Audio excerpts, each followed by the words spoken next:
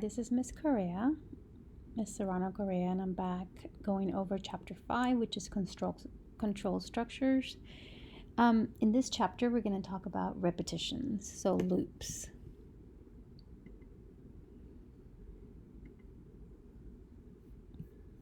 And we're going to be looking at the looping control structures. The last chapter, we looked at the conditional control structures, so if, else statements, and switch statements. So why do we need repetitions in programs? So there are many instances in which the same statements need to be executed several times. For example, if we want to find the average of grades for students in a class, we would repeat the process of getting the grades, getting the input, and it would depend, if we knew exactly how many grades we got, then we could do something like from 1 to 10, get the grades, and add them up and average them. Some other examples where we could use repetition statements would be if we want to validate some data. So if we ask the user to enter a word that has 5 letters, and we keep them entering a word until they enter a word that actually has 5 letters. So if they enter something that's 4, we ask them again, clear it, ask them again. When we have users enter passwords, if the password is incorrect, then we would repeat the process. And for a password, you could have a set limit in the number of times that they enter a password, so no more than 3 times. But you would keep asking them. So there are different types of loops. The first one we're going to look at is called the while loop. So in this structure, we have the keyword, reserved word while, which has to be lowercase. In parentheses, we're going to put the expression. So this is what we're going to check to see if we're going to enter the loop. We're going to enter the loop while this is always true. So if this is true, we enter the loop. And with a while statement, you could have an infinite loop if the expression that you have here never changes to false. It has to change to false to exit the loop. So here's what it would look like. Here you go into the checking. So we check, this would be the while. We check if the expression is true, we do whatever we want to do inside the loop, and then we repeat and we check again. If it's true, we do what's inside the loop, we check again. Once again, we're going to just stay here forever in a while statement if this does not ever change to false. So it's got to change to false at some point. So here's an example. We have I is equal to 0. While I is less than or equal to 20, we're going to print the value of I. So we print this value. So first I is 0. Is 0 less than or equal to 20? It is, so we print 0 and then a space. Then we increment I to 5. So we add 0. 0 plus 5 is 5. We go back up. Is 5 less than or equal to 20? It is, so we print 5. 5 plus 5 is 10. Is 10 less than or equal to 20? It is, so we print 10. We add 5 to 10. Now we're at 15. Is 15 less than or equal to 20? It is, so we print 15. We add 15 plus 5 makes 20. Is 20 less than or equal to 20? It is equal to 20, so we print the 20. And now we add 20 plus 5, and I is 25. We go up here and we check to see if it's 25 less than or equal to 20. That's false, so we exit the loop and we go to this line and we print a new line, just a blank new line. So here we're going to print 0, 5, 10, 15, 20, exit, and have a blank line. So it's going to look like this. And the only reason you have spaces in between each number is because you printed a space right here. There's a space printed there. Typically, while loops are written in the following form: while, the logical expression, and then what you want to happen if it's true. So if it's true, this is what we do. And one of the things that has to happen inside the loop is you have to update the control variable. So if you look in the previous slide, the control variable is the I, and the I has to be updated, because if we don't update it, then we're just going to have an infinite loop. The loop will not stop.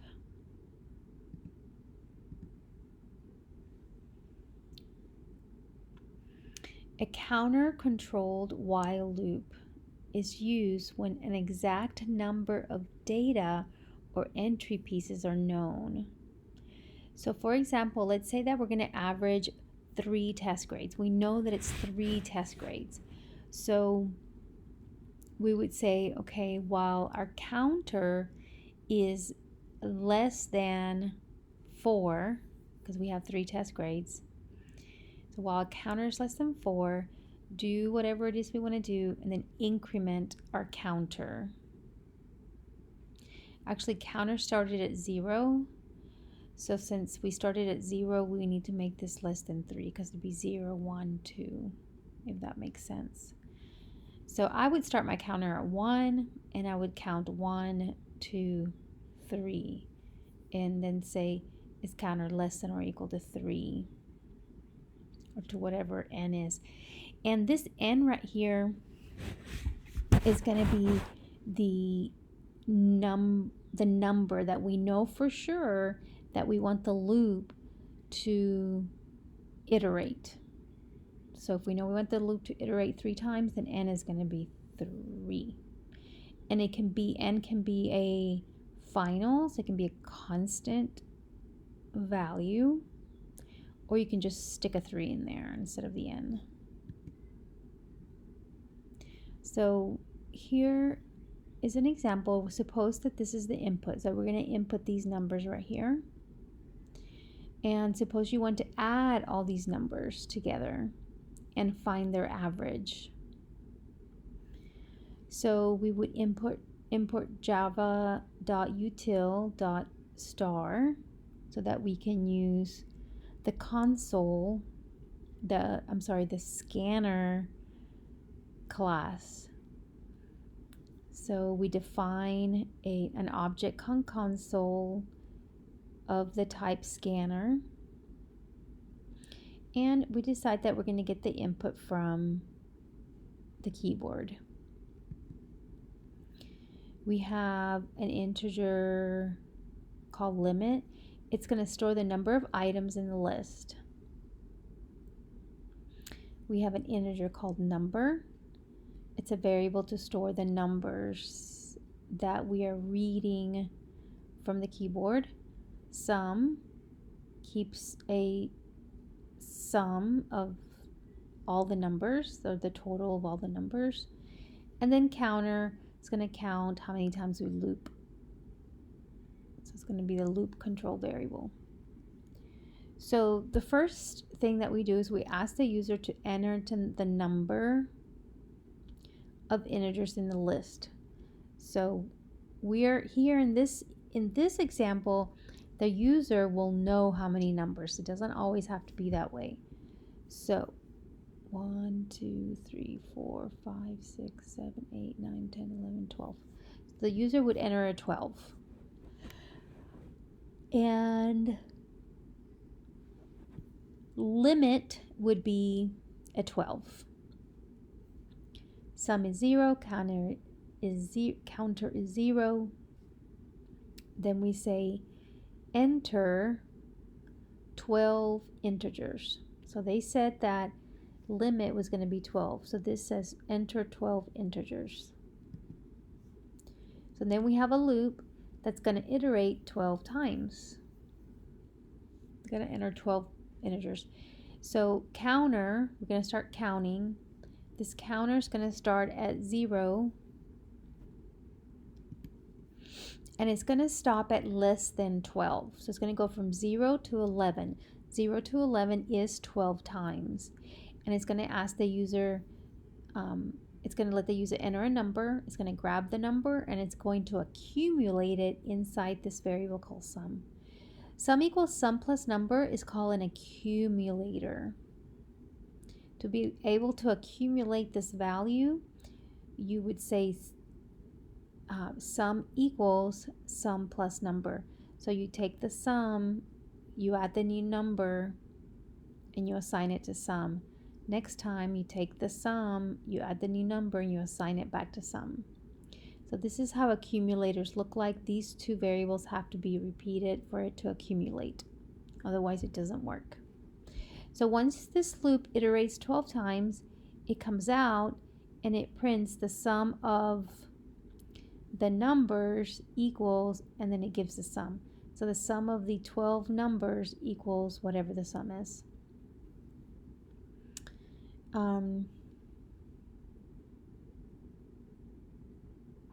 Then here we say if counter is not equal to 0. So what it's checking here is to make sure that at this point where we said enter the number of integers in the list, so if they would have entered 0 here, then this counter would have never gone up. So counter would have been 0. It would have had 0 numbers. So there's no reason to print an average because you don't have any numbers to average. So that's why it's checking to see if counter is not equal to 0. So if it's not equal to 0, go ahead and print the average. And what it's doing here, it's printing the average and actually calculating the average for us. So it's taking the sum that it accumulated here, and it's dividing it by counter, and counter is going to be the total number of test grades that you entered. And that's the end of this little program. So this would be a good example for you to enter if you're not sure how loops work, and just run it and see how it runs.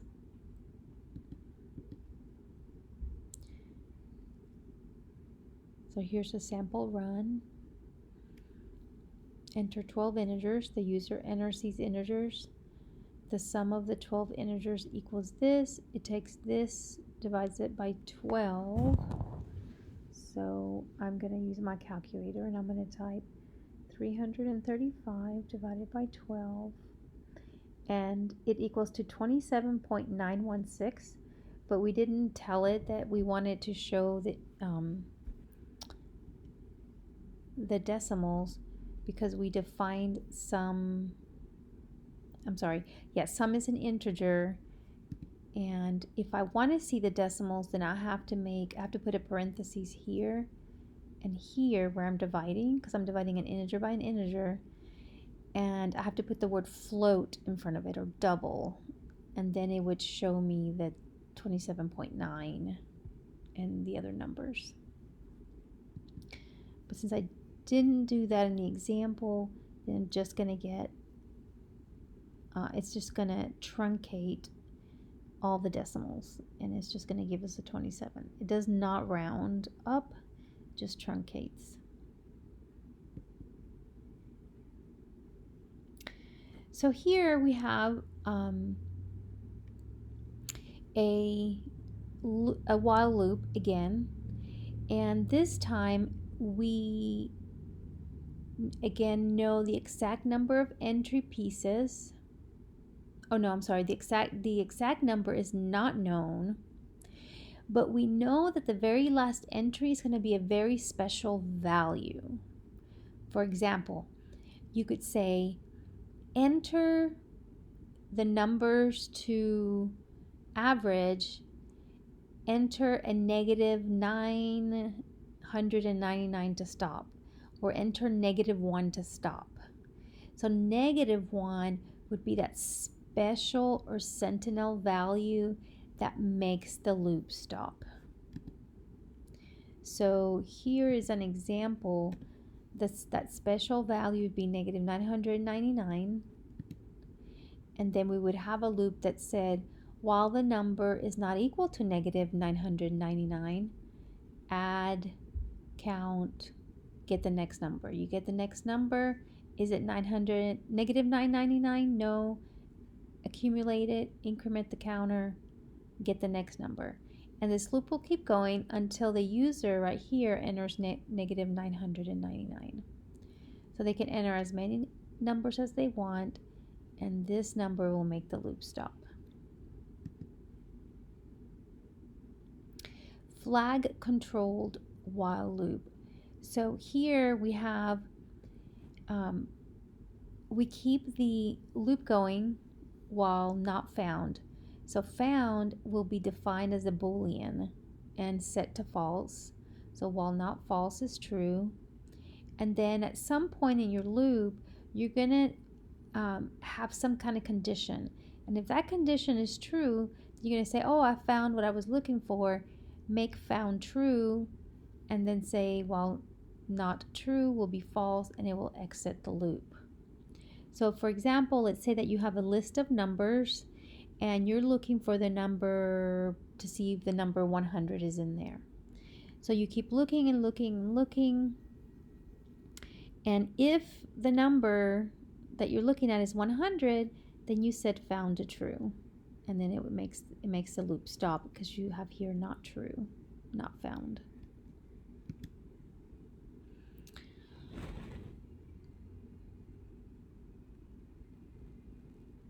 So here we have an end of file, so loop that's controlled by end of file.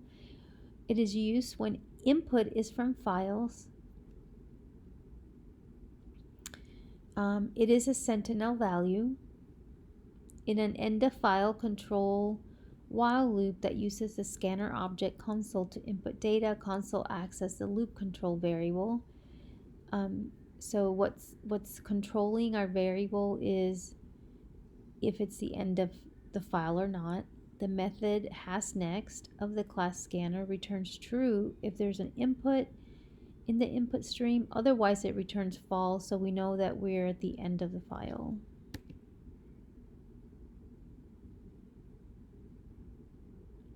Expressions such as console.nextInt act as the loop condition. So for example, we'd say while console has next. So if there is something to read in the file, so there's another input to read, then go inside the loop. But if you're up here and you say has next, and that returns false because there is no next number, it's the end of the file, then it will stop the loop.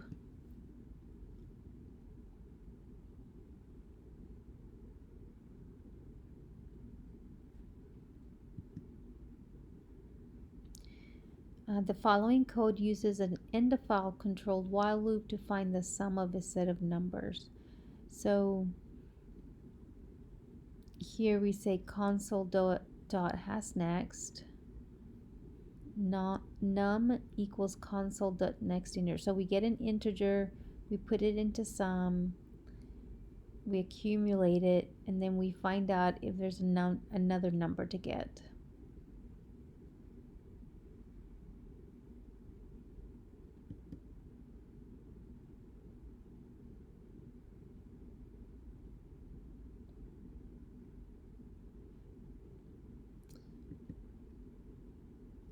So this is the Fibonacci sequence, and we're saying if this variable equals 1, the current equals previous, else if this variable equals 2, then current equals previous 2. So previous 1 is Fibonacci number 1, previous 2 is Fibonacci number 2, and then nth Fibonacci is the position of the nth Fibonacci number. So what makes this loop stop? Well, this loop starts at 3, And the counter here is what's making it stop. So remember that this has to become, while this is true, this is going to happen. So this has to become false for this loop to stop. So if counter is not less than or equal to the nth Fibonacci, then the loop is going to stop. The next loop that we're going to look at is the for loop. So the for loop simplifies the writing of a count control loop. So if you know that you have exactly 10 repetitions or 5 repetitions, 5 numbers to iterate through and count, then use a for loop. And so a for loop looks like this. You have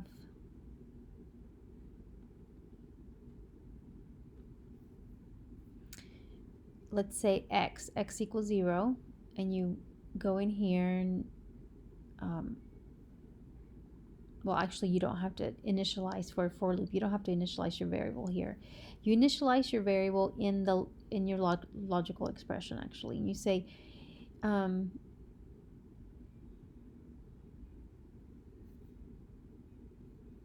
so x equals 0 is x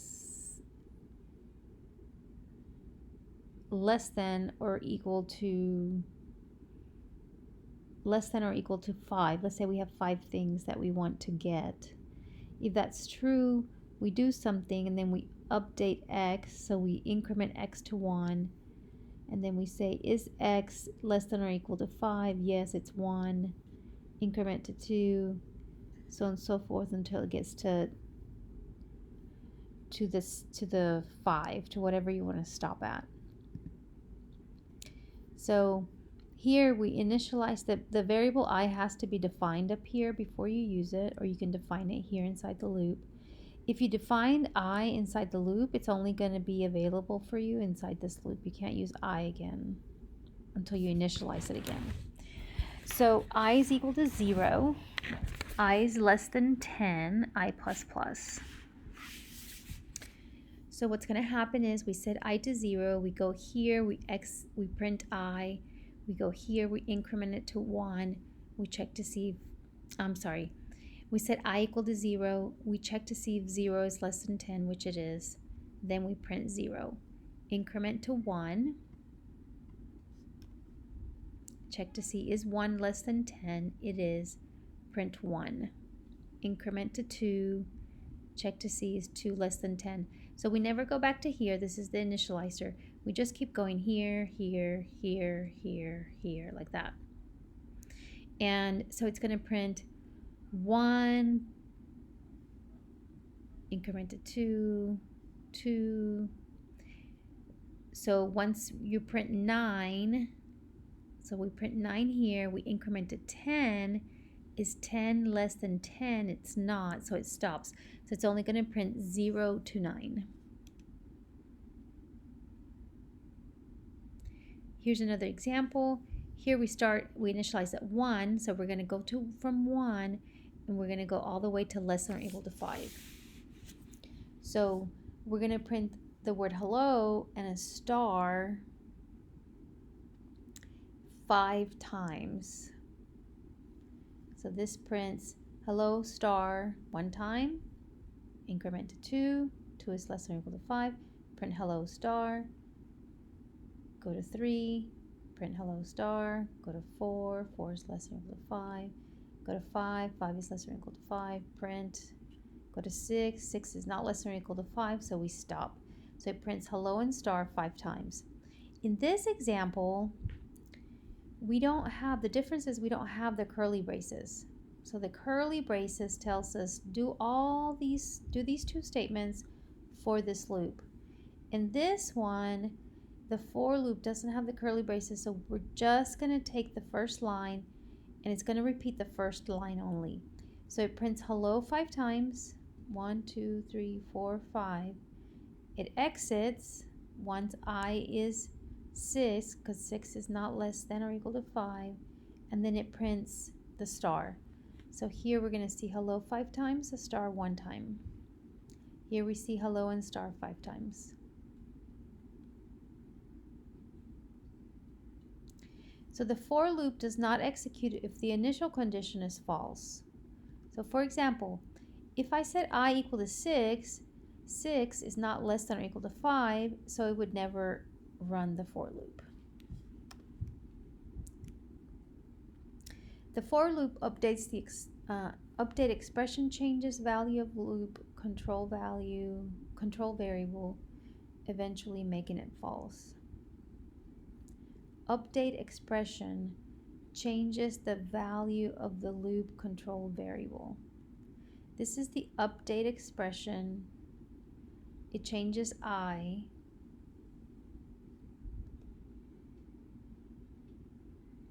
And eventually, because we keep incrementing I, this will eventually become false. And then we'll exit when false.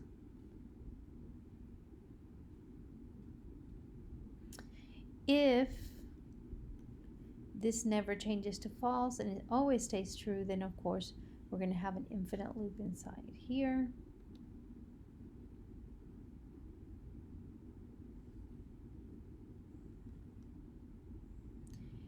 If logical expression is omitted, it is assumed to be true. For statement ending in semicolon is empty. Okay, so if we put a semicolon here at the end of the for statement, right here, it's never going to execute these 2 lines.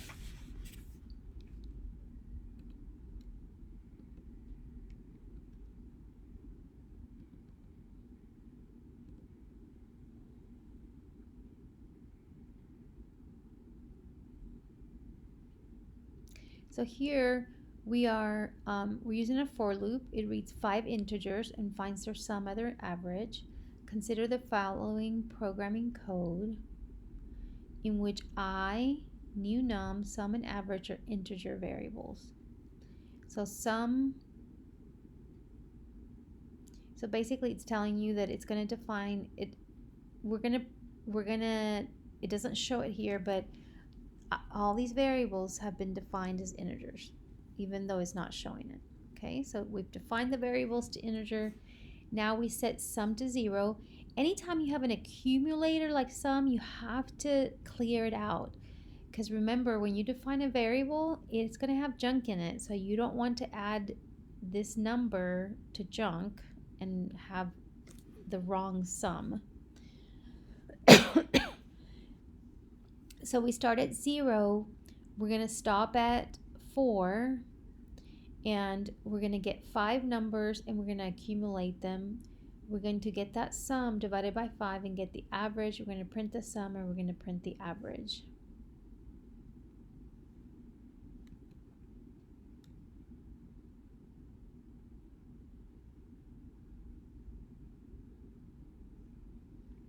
So this is in this slide, we're comparing the for loop and the while statement. So here it shows you how, and here in the middle, how your while loop would have to look like for it to look like the for loop. So notice that in the for loop, they defined the counter and initialized it inside the for loop. Here they have to do it outside the while loop. Same condition is I less than 10. And then instead of having the incrementer inside the for loop, the incrementer is inside the while loop. So both of these are the same. You can do it either way, but if you know how many times you want to iterate, always use the for loop. It's much easier.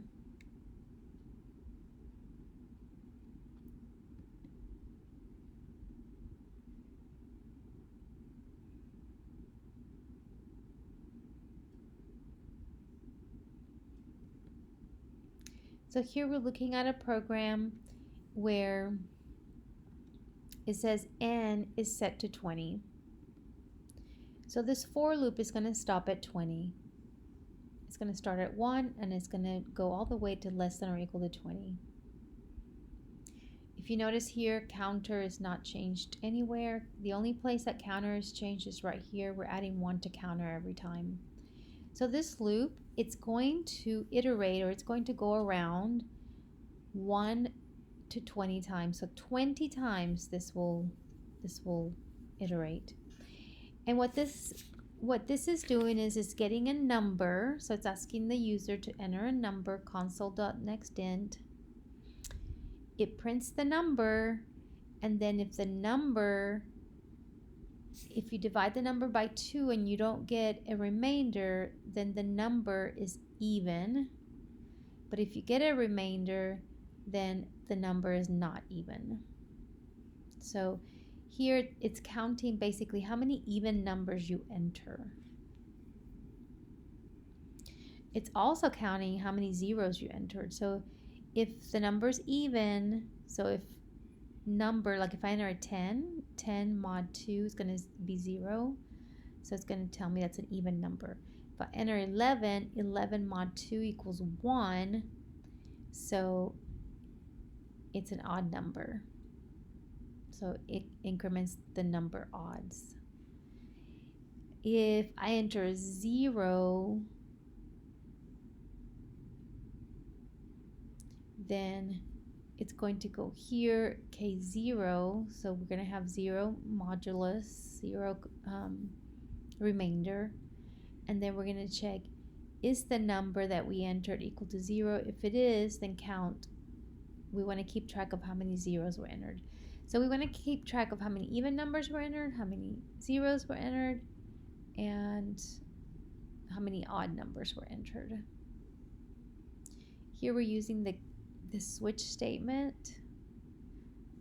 Notice you have these cases and a break, so you can get out of the switch when you enter an even number. You get out of the switch and it goes back up to the for loop. Okay.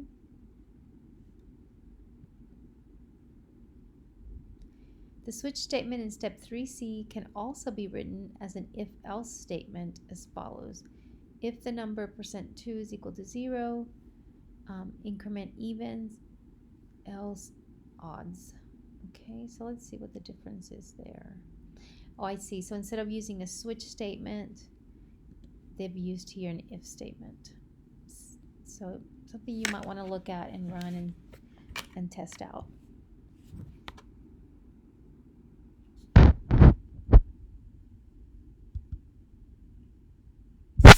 The last loop that we have is the do while loop.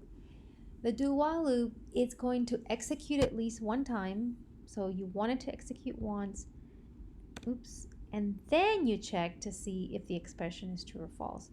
These are really good for checking to see if you have valid data or not. So you would say, do enter a number, and then you could check to see, is the number, maybe you want an even number. So is the number even while logical expression. So if it's not even, so I would say actually while not even, keep looping around and getting a number. So you ask for an even number. If you get an odd number, loop around. If you get an odd number, loop around. So here it's gonna loop around only if it's true. If it's false, it exits. Notice that you have the keyword do. We have whatever it is we're going to do inside. We have the keyword while, and then we have a semicolon at the end here.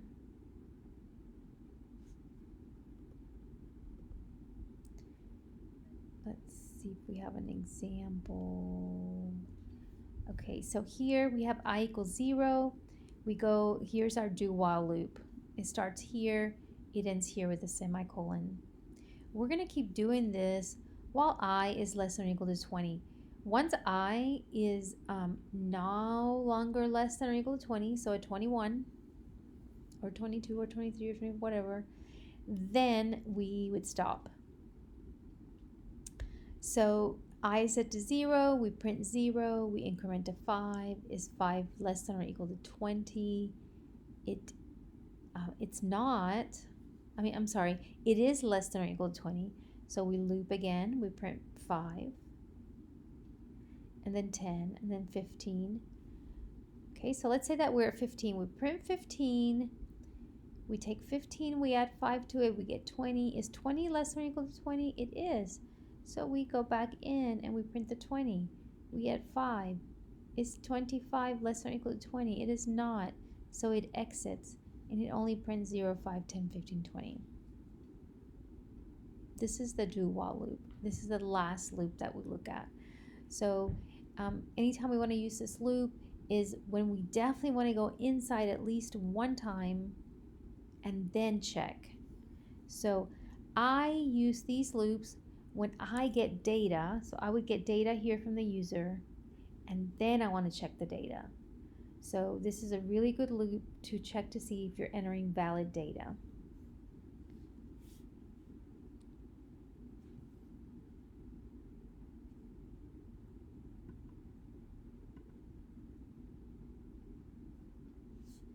And that's going to be the end of our lesson for today. There's some more examples here that you want to look at in the slideshow. They give you lots of different examples and all the way through, but that's where we're going to stop with those 3 loops: the do while loop, the while loop, and the for loop.